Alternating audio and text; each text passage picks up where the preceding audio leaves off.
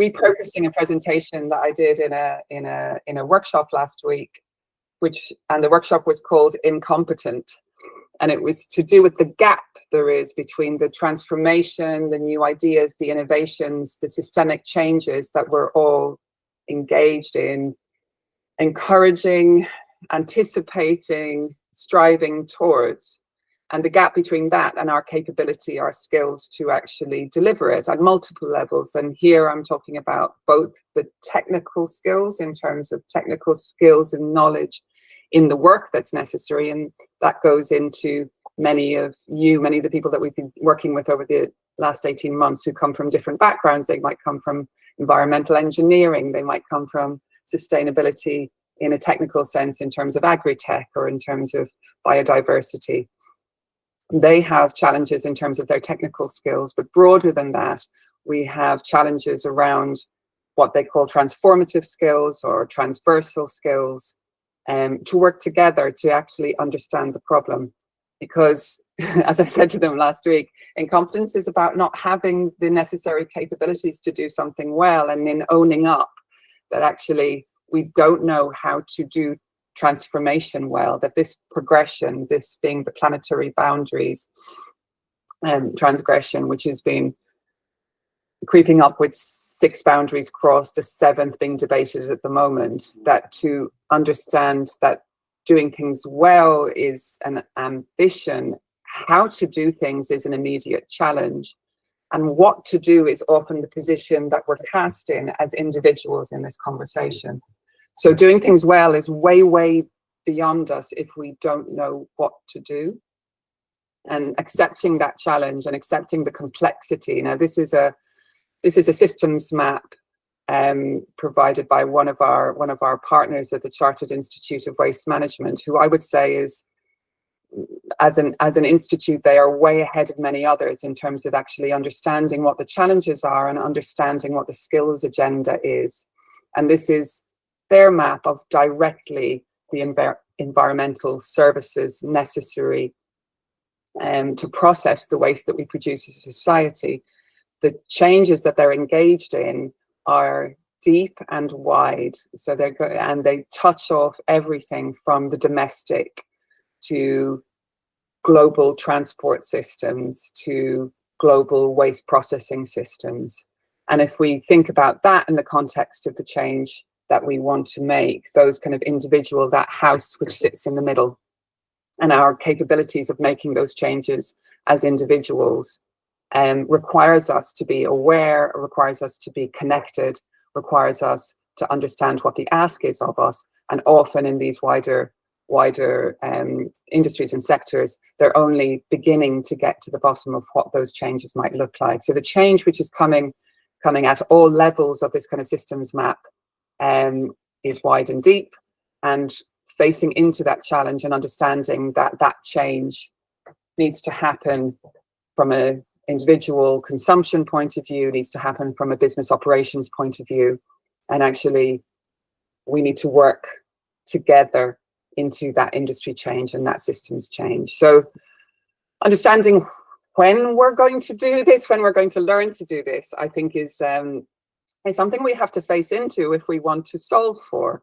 So this is a very rough calculation, again, that I did for this workshop last week on incompetence. And it's an idea, it's counting up the hours. So just a reality check of when we learn and what we learn. So our convention is to have an intensive learning period at the beginning of our lives. So that graph on the left, childhood to early adulthood, is the 16 years of formal education that we typically have, whether that's university or further education or higher education. We typically have an intensive learning period at the beginning of our lives, that tally there of 19,000 hours in compulsory schooling, and then more optional further education. And that's compared against the 40 years average. I mean, obviously, this is UK wide, we're dealing in big averages here, but it's still over the next 40 years. Those 3 bands do include some structured or formal learning, but the main amount of learning there is done either in a work context or in our own leisure or personal time. pursuing our interests or developing the skills that we need in order to progress or change what we're doing. So when you think about what I've just shown in front of you, the scale of the challenge to come, the structure of the education, the way that we learn when we learn in life, and we understand that almost 50% of the 2050 workforce is already in work, then we have to face into the idea that that learning is going to be done on the job. And if we don't know what to do, if we have that gap of what to do, if we are looking for help, the temptation is to wait for that hero or that visionary to come along and tell us what to do. We don't have the capacity as individuals to accept the burden of change. We have other things we need to do and other things we need to care about, other commitments. The temptation to wait for that hero or that visionary is really tempting. We've all felt that if there was just some clarity, if someone could just give me permission to work in this way or tell me exactly what was needed, I would do it. But in the absence of that, the burden of trying to engage with the questions is incredibly tiring. And I think anyone who's trying to think about change and trying to create the context, the conditions for change, or to activate people around change, has that kind of familiarity that I wish someone would just tell me what to do. I wish we could agree this now. And that leaves it open when the heroes and the visionaries don't come along, or if you're confused about who's a hero, who's a visionary, who's a villain, or who's a fantasist. And the toddler on the right was really to do with the kind of, this is a portrait of people who have certainty about what's happening next. And we all have lots of questions about what's happening next. Happily, we're all really, really good at learning. And I think this is really the purpose of this briefing, is an encouragement and a call to action.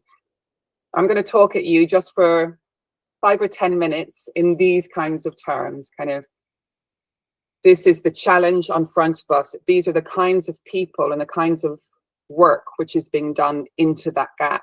We are great at learners. We learn everything, also in an intensive period, but throughout our lives. If you cast back to the last 10 years, if you cast back 10 before that, the world is in constant transformation, and learning and change are interlinked in a way which might play out through formal education, through qualification, through taking time out to reflect, all of those things which we associate with learning. But more typically, we learn in our everyday. We learn as these things come to challenge us, and we share that learning with each other. We work together collectively to enable that change. So we're learning on the job.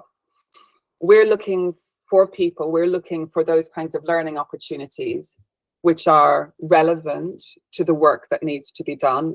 And that work that needs to be done is changing, so that relevance needs to change at the same time. We need those learning opportunities to be accessible, and accessible to the widest people. As I was saying, 50% of the 2050 workforce, just about, is in work already. They're not about to take time out to do a further qualification so that they know exactly what they are doing.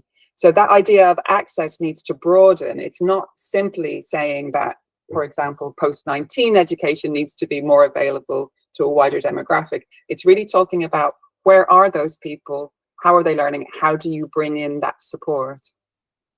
When I say resourceful here, I'm talking about working with the assets that we have, not reinventing the wheel.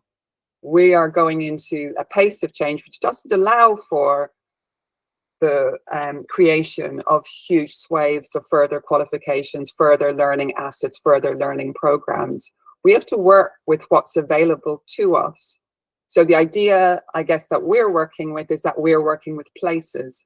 Other people are working with experts. Other people are working with existing materials in whatever sense, even going back to the knowledges of the past to understand what can we learn about the future from that knowledge. So working with the resources that we have, being creative with the resources that we have, is pretty essential.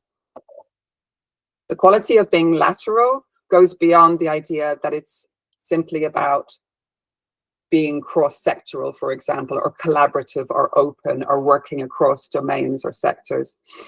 Being lateral really means looking across the whole field, the whole piece, figuring out what's available to you, what other situations could we learn from, which might be relevant to our own. And this might have specificity within your field or your domain, where you're able to take inspiration, or you're able to take technical insight, or you're able to create those kinds of cross-fertilizations.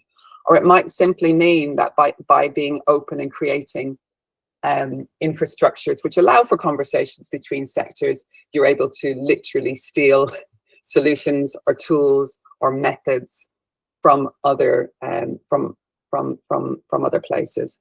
And then the final point here about learning opportunities is that they should be generative. So it's not just about equipping you to do the next thing. It's, can it be a situation which creates other situations? So the idea of a training in a typical sense of equipping me to do something next, I leave that learning opportunity equipped to do something next. The types of learning opportunities we're looking for are ones where you have a new network where more things can happen, where you've unlocked other resources where more things can happen. So you want that learning opportunity to be almost exponential in the way that it creates further opportunities from them. So this is the kind of brief, you know, looking at the skills gap, looking at those kinds of challenges which we see as upcoming. We don't see that being fulfilled by traditional learning institutions, traditional learning qualifications. We're looking at this situation where we're learning on the job, and we're trying to find these, trying to both create and to find and to pull together learning opportunities which fulfill this brief. And this is really the rationale behind our kind of often repeated statement that the only way is open. The only way that we can create these learning opportunities is to work in collaboration. The only way that we can create these learning opportunities is to work outside of the traditional boundaries of how we learn. So this starts to look a little bit abstract. I'd like to bring us into some specific examples, because really everything that we're talking about, by being resourceful, we want to build on. We're not inventing something here. People work in open ways in learning. Traditionally, they work with their peers. Peer learning has a heritage. A couple of examples here: the Borough Regional Learning Centre, and this message, this image, they work I think they've had a marketing campaign which is really based on place-based learning, where place being an important lever for learning. It unlocks not just local expertise and local relevance, it unlocks local networks and relationships, and therefore local resilience.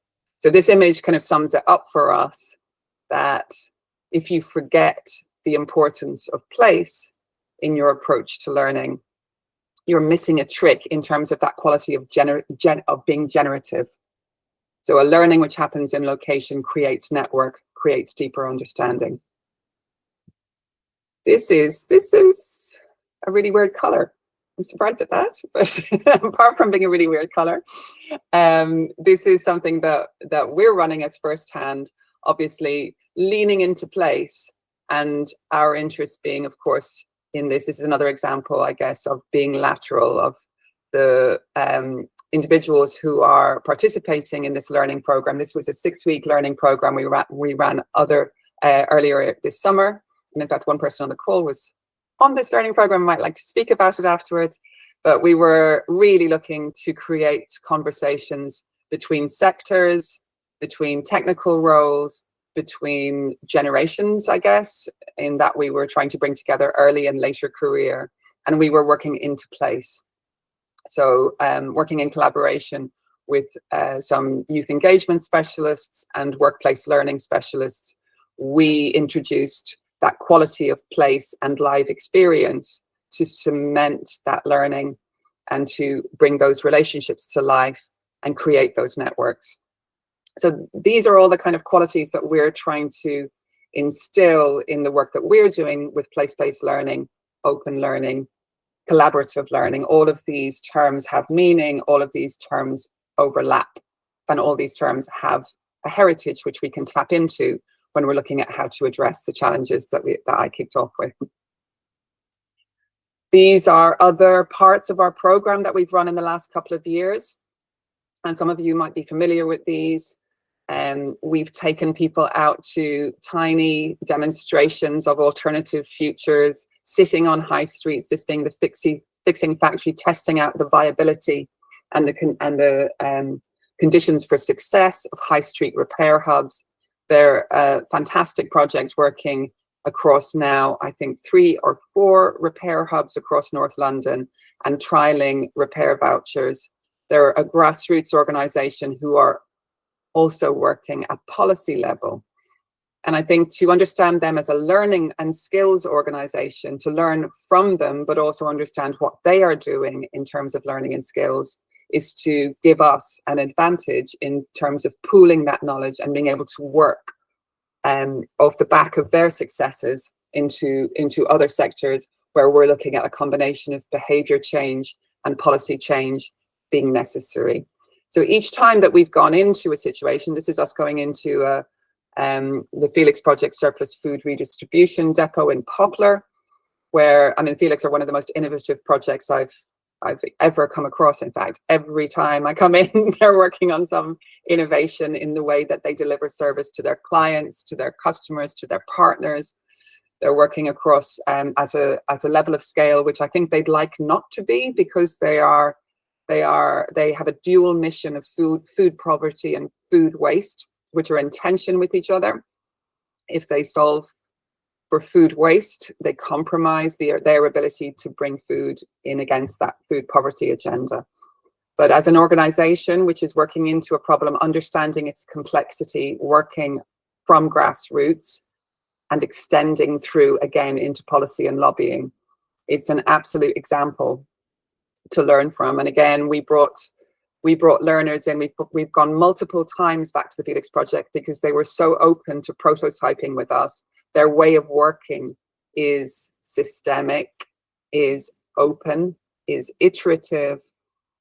They are learning on the job continually. And all of these are the hard skills agenda. People call it soft skills, to work creatively and collaboratively and across complexity. We would say they are really hard skills to execute, and they are particularly hard to execute at scale.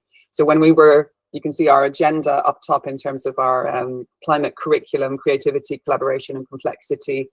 In Fixing Factory, we were looking at creativity. Here, we're looking at complexity. And really, the Felix Project is an exemplar. And each time we brought learners in, those learners who were coming from local government, coming from community groups, coming from industry, and also coming from education itself, because educators, in order to speak confidently about these new skills, need to see them in action. So each time that we went in, we saw something more.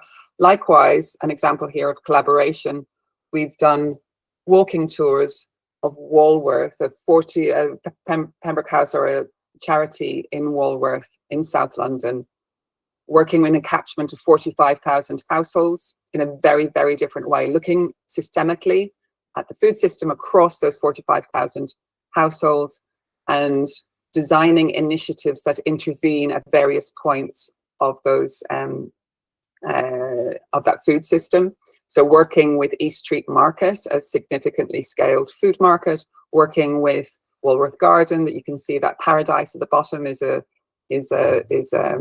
garden centre effectively, which also contracts, which also grows food, which also trains people to grow food and supports community gardens across the borough.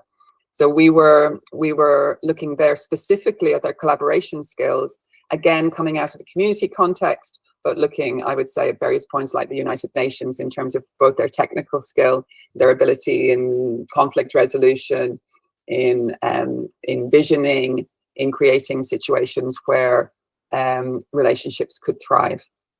So each time that we're going into, those are examples of the tours that we've been running to test our theories about place-based learning, which is working from existing resources, which is lateral, cross-sectoral, which is generative. And then as we look out, as we've been doing increasingly, we're recognizing those kinds of qualities in terms of learning programs existing in the field in different contexts. And our efforts at the moment, so we promised you in this briefing a preview of a resource, a database that we're putting together, which finds learning projects. Some of them might not even see them as learning projects. Maybe they see themselves as a change project, but a change project is tethered to learning because that change entails working in new ways, entails creating new systems and processes. So as we look out, and we've been doing this since the get-go, we had our touchstones, and here's an example of them here. Projects that we look to and see that they're innovating in terms of the ways of working. So Tony's Chocolonely has got a supply chain project which brings in over 100 manufacturers together in an alliance to try and effectively detoxify the supply chain. They look to upskill that within that alliance and within the supply chain. It's effectively a learning project or a learning and development project, but it's a new way of working in terms of management of supply chain effectively. And in each of these projects, which I'd love you to look up, you know, public practice is looking at planning in the public sector and how you actually boost skills and create recreate a field that was being really challenged by a brain drain into private practice. Public practice brought together both local councils, mayoral authorities, architectural practices and planning practices to create a collaborative initiative called public practice, which creates placement schemes. So working deep in, it looks a little bit like a cross between an apprenticeship and a secondment, but they're working in cohorts. So innovating the format again and again to build up skills in certain sectors. So I won't go through all of these, but you'll see the learning projects that we're talking about. We're not talking about specific one-off, wow, look at this place. It's not just to do with interest and inspiration. It's to do with embedding things into places. It's to do with thinking in a very structured and strategic way about what the skills need is, and then looking at how you can create programs which don't look like normal, so-called normal, conventional qualification or normal partnerships to upskill and build capacity, but really take this kind of how do I meet people where they are question. How do I make this more accessible? How do I use existing resources? Again, I'll just mention Sayura Hospitality because I think they're absolutely awesome. They're an organization who will bring together organizations who may have been competing for staff previously for recruiting and training, and they'll bring together hotel chains into effectively boot camps, but working openly, working across the boundaries, which typically would have been competitive previously. They'll work into place, make sure that those that skills offer is available to everyone in the locality, and create this kind of accelerated learning and development program, which is of benefit. It's a win-win for everyone involved. So that's a kind of a big spin through the work that we've been doing, why we're doing it, what the qualities, what the brief is for the learning that we want to see. I just wanted to pause there for a second before I go into the database that we're creating, which we're hoping will be a tool to give shape to this kind of approach and start to make connections between learning programs which have value. But I just wanted to pause for a second and just see if anyone, if you're following this so far, is this what you were expecting to hear? Or did you have any questions about what I've thrown at you so far?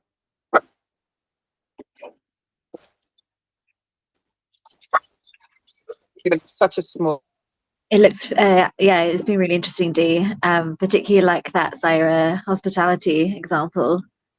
That's one I haven't heard of before, but yeah, I can see how that makes a lot of sense. Yeah, I think what we're feeling is that there's not much visibility. It feels like there's pockets of activity, and there's a lot of kind of smaller social innovation projects, which are sometimes kind of, they're either off the back of maybe someone highly charismatic who's very networked in a very specific situation. So think the kind of Jamie's 15 restaurant. That's probably quite dated now because that was back in the 90s, I think, or back in the early 2000s. But you can get these kind of initiatives which are very much kind of fronted by a charismatic individual. And then you get kind of smaller social innovation projects which might be hyper local and serve a specific need. And I guess otherwise there's a kind of, I haven't thought this through in terms of you know, an origin story, you know, how the origin story split. But I've definitely seen those two quite a lot, kind of very promising things that stay small because they're not very well resourced. Ones which just get a lot of attention, but might be equally small because of the profile of their founder. And then sometimes you get kind of ones which are quite, maybe they're corporate. So they're like, embedded in, say, like McAlpine is amazing in construction. They sponsor an awful lot of education programs, but it's very siloed. So it's owned by that corporate. It doesn't necessarily look at things from a very open point of view. And so it stays within that kind of, it's ring fenced.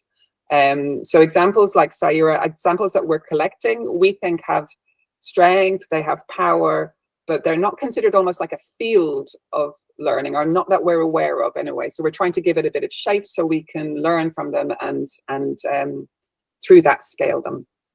Does that make sense? Yeah, absolutely. Thank you. So just moving on, this is just going into what we're creating right now. So on Friday, we'll be doing this live visit to New Covent Garden Market, which we're really excited about. We're full actually for the tour, and then we still have spaces for the breakfast. And we're doing a visit. New Covent Garden Market is a huge site near Battersea Power Station in London. It's a major node of the food system in London. It's a transport and logistics hub. It's a heritage site, effectively. You know, there's all kinds going on at New Covent Garden Market. It also has an innovation hub called Mission Kitchen, which effectively is the kind of, you know, it's something which brings new ideas into a site, which is actually, you know, effectively in some parts of it has been doing the same thing for, you know, 100 years. We'll be touring the market there. We're showcasing our community of practice, of I guess peers of ours from all kinds of backgrounds, from community groups, from local government, from academia, who are responsible for creating learning opportunities in some ways.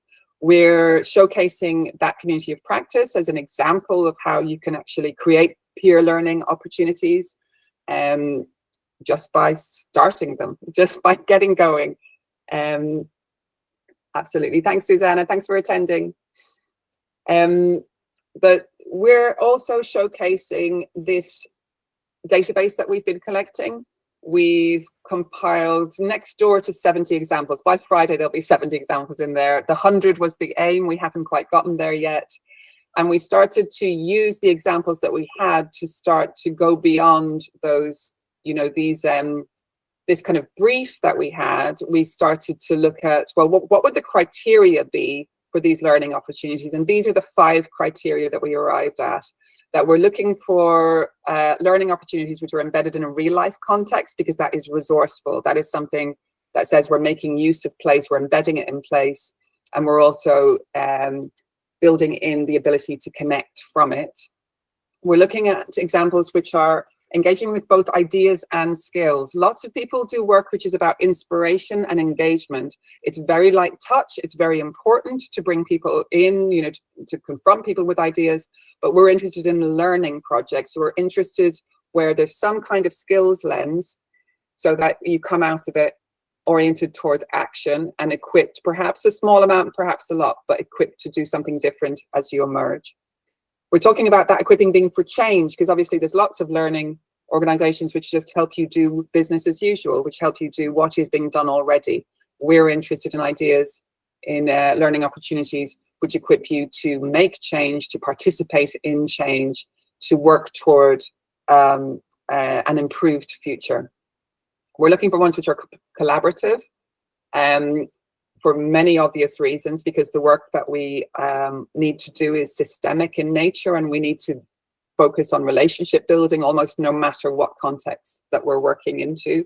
And by modeling that in the learning opportunity, it creates opportunities to practice, it brings in new perspectives, it realizes all the benefits of collaborative working.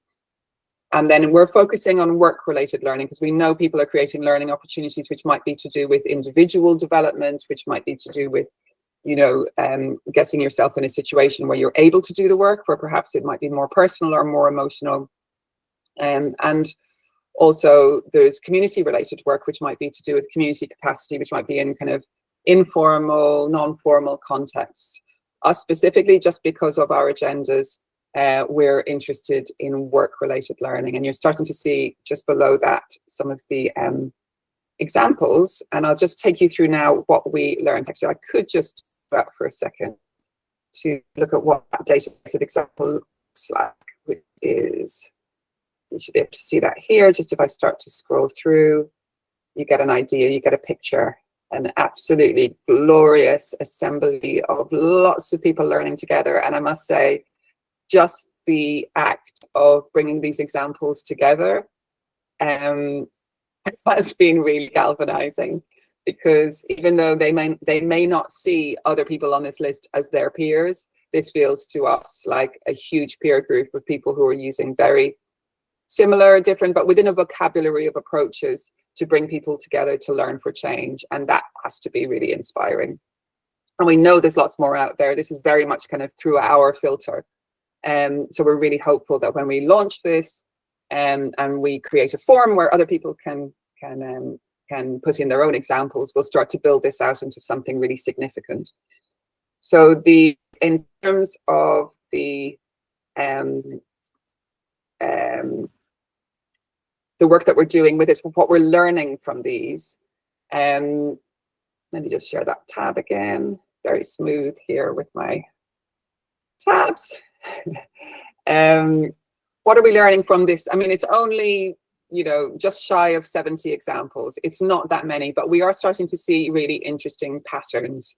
So we were able to take those examples and just kind of kick them about a bit and try and understand what's our vocabulary of forms and formats, what kinds of things, of situations are these projects creating.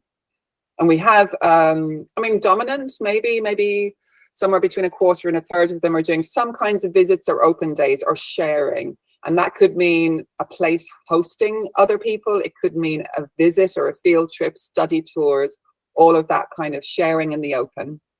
Communities and networks do make up, and some of these overlap, but we split these. When you see the graph at the top, we've split them against their dominant form. So if we went in kind of in a more complicated way, you'd start to kind of be able to see patterns maybe where there's kind of affinities, but these are the kind of 5 primary learning experiences that they're delivering.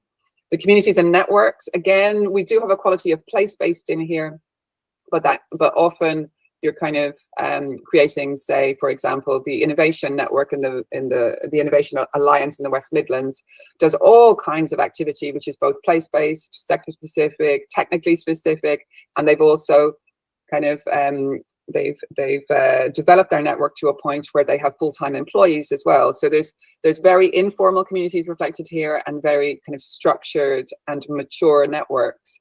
But all of them are focused on creating learning opportunities, and they're going about it in a structured way.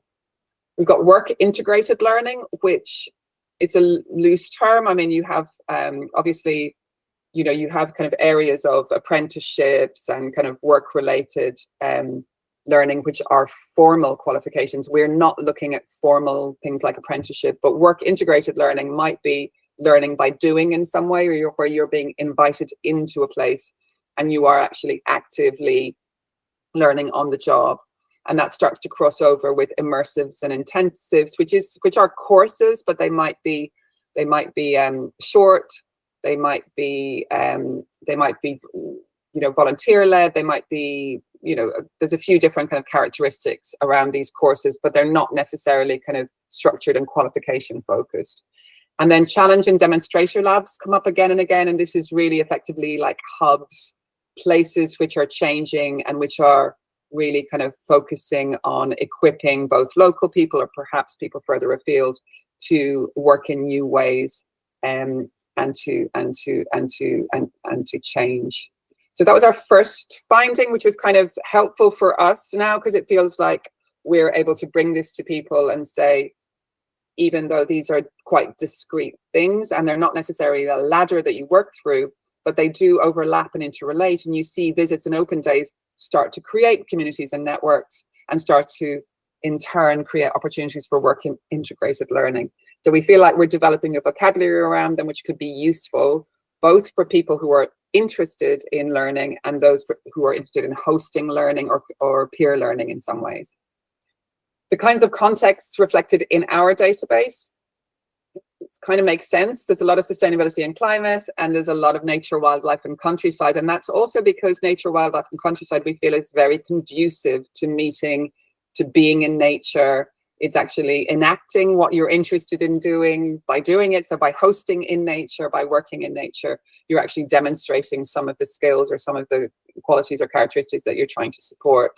But coming up fast behind, and I think a lot of the really interesting areas are in the bottom four, that kind of energy, water, and carbon, fashion and textiles. Fashion and textiles are actually amazing in terms of some of the formats and some of the kind of invention and the interest in the formats. And also manufacturing and production, which we have a particular interest in. And then there's a neighborhood and civic transformation, where I would say there are projects happening which are being leveraged for change, I would say, in a really interesting way. And I think there's a whole energy around that, because you know, one of our final findings is about who has responsibility, who takes responsibility for these for this learning. And I think the idea that community groups and NGOs are jumping into this is a matter of necessity, sometimes desperation, and the idea that no one's coming to save us. There's no heroes. There's no heroes coming to save us in this skills gap. What's being learned? I think the interesting thing here, we've got a list here: generic skills, ideas, and best practice. Obviously, inspiration is a big thing. Almost all of them are talking about, you know, here's my idea, here's this fantastic thing, let's look at it, let's learn from it. But interestingly, that just as popular in there is the technical skills and know-how. You know, these things are married together. So you're learning a technical skill, but you're getting best practice, you're getting generic skills and collaboration, etc., all at the same time. So again, these are overlapping, and I don't know why there's a no at the bottom for the last one. You need to edit that. Just skimming you through, there's only 5 findings, and we're going to finish on time. So just letting you know that. But responsibility, who is taking responsibility for this, is, I think, the biggest learning that we made. And it's an instinct that we had already, because we are a not-for-profit working into this space, and all we see is other not-for-profits working in this space. We think, is that really the way forward, where not-for-profits are going to mop up where industry is not incentivized, where local national government don't necessarily have the capacity or the will? You know, who is coming to save us in this situation? If we've got this huge skills and learning challenge, I think the big question is, this doesn't look like a sustainable route forward. So the university and other formal learning institutions, I think it's a challenge to understand how they work into a space which is less controlled. And I think that in the current context of formal learning institutions is a challenge. But I think there's a huge question about who's picking this up, who's driving this forward, how is this going to be funded? Because the kinds of change, you know, the imperative that I described in the first section, it's coming to find us, even if we don't want to go out and find it. We have a set of exemplars in our set, which are the kind of 5-star, and I think this is, we'll circulate the link to the database afterwards so you can have a look. But the exemplars are, you know, our database is made up of our 70 examples, which are doing most of these things most of the time. The exemplars are doing all of these things all of the time, and we'd like to really push them. We started to share them, showcase them. We're looking for opportunities to kind of bring them together and learn from them. And I think there's a lot, I hate stopping on but there's no point in kind of saying, you know, it's all out there to happen, you know, if someone would just take responsibility. I think there's lots of things which inhibit, and which limit this kind of work, including the convention, the idea that someone's going to offer me a course, my boss is going to give me this learning opportunity, you know, whatever that convention is, or someone should be coming in to do this. We've got lots of things which are limiting us in this work. So convention, imagination, incentives, industry in particular, regulation is not pressing on their backs at the moment. So though they know change is coming, they have no incentive to actually equip us for it. Governance and regulation is not moving as fast. Uncertainty and risk is uncomfortable. Partnerships are, well, challenging for many people, and infrastructure. So we just have a couple of minutes, I guess, before we close, in case there's any questions. We'll be sharing the link to the database. Have a little run through it. If it's interesting to you, if you see any potential uses for it, we're really interested. If you know any conversations we could potentially be part of, we're really interested, because the work that we've done with Firsthand in the last 2 years has shown such potential, and the scale of the challenge is so big. We're just, you know, the ways that we can be useful in this work are really kind of top of our mind at the moment.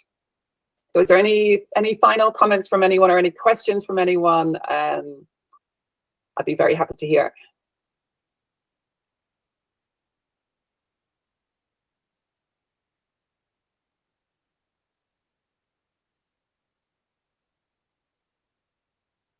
Just a little thank you, Ida.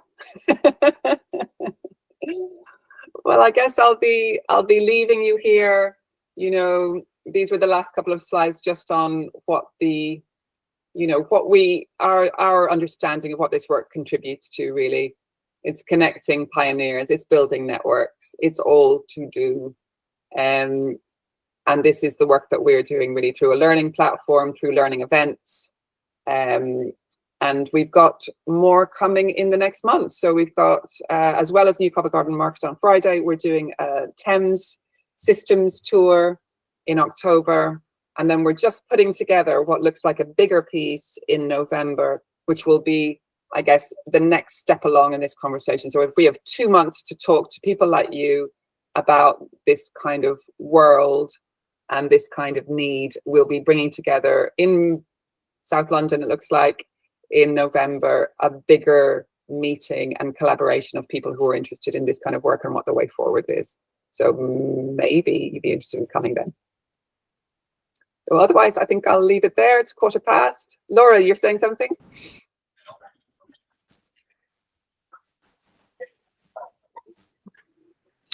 Oh, no, I was just going to type something in. I saw your mouth moving. That was good. Yeah, no, I'm in Maine, and I'm just really interested. I work on green school grounds, and we're really trying to make connections with the state group working on climate change. Yep. In Maine, and it's just very infrastructure oriented, and so anything crossing silos is really of great interest to me. So this has been fantastic. Thank you. Oh, I'm glad to hear. I mean, it's very big picture today, but we're equally interested in those kind of small scale projects that we feel are, you know, it's a necessary part of the continuum. And I think to choose to stay up in systemic change is to ignore where the change and how the change actually happens, but also to stay down in those small projects and not think about how they can fuel and connect to other kind of pieces of incremental change to build. So we're interested in both sides of the map. We've literally done the school playground planting ourselves. So, you know, all of those things happening at once is our kind of theory of change. Thank you. Thanks for attending our small gathering today. And yeah, I hope to keep in touch.